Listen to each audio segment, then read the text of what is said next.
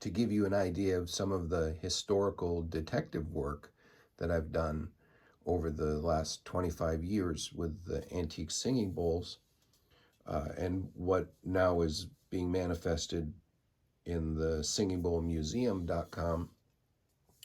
I'm looking very carefully. I mean, the real detective work was done in the labs, in the private labs that I contracted with, and the archaeological metallurgists at Oxford School of Materials that did the real groundbreaking work for me in determining and setting the dates through their examination using up to electron microscopes. But on my end, I'm looking very carefully at the construction methods used, and even to the size and shape of the hammer marks, uh, and certainly at the design elements and all of the physical properties of the bowls that are observable, with magnification, but not like we could do in the lab to really understand the relationship to other types of bowls in the world.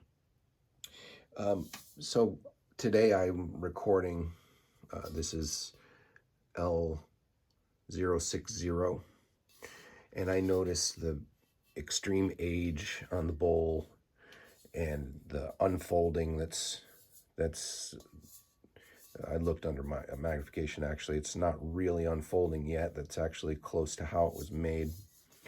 But it is in a few places just starting to unfold. It's one of the early folded bowls, and has this very deep engraving work done, which it's really rare and nice. You see it on the bottom still.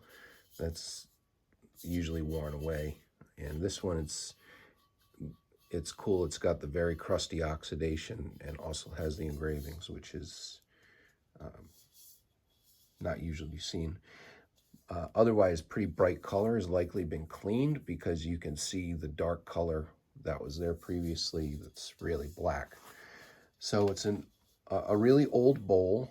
I'm putting it in almost a transitional, it's kind of pre-transitional period.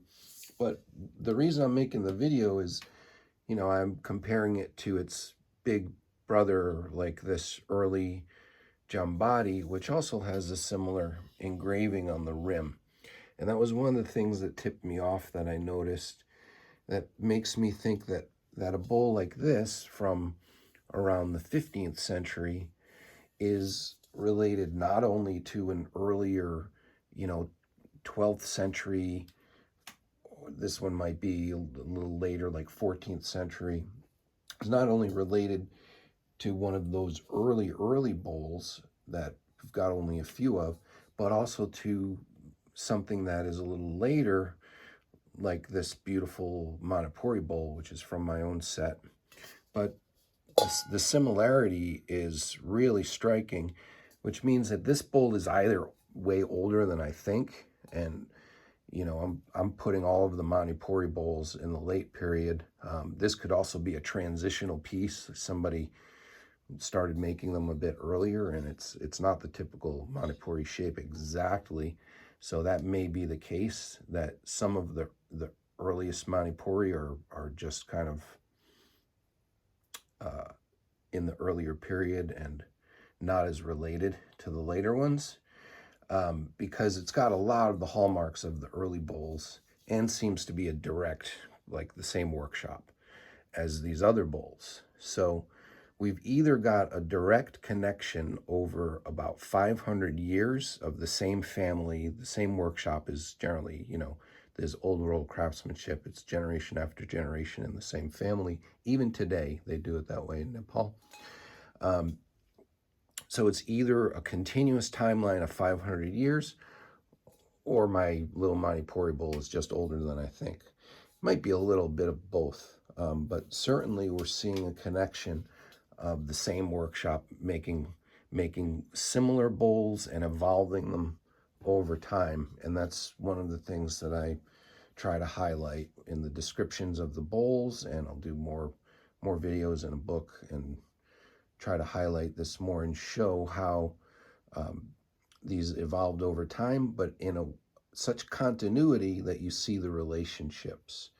in the way that the bowls were made. Here's another one right here, actually, which if you compare the engravings on the on the outside of these two bowls, really similar method, same method. Doesn't mean it was the same workshop, but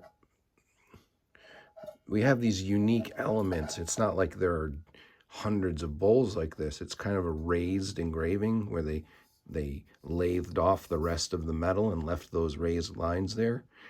There's only, I don't even know if there's half a dozen like that in my collection that I've ever seen.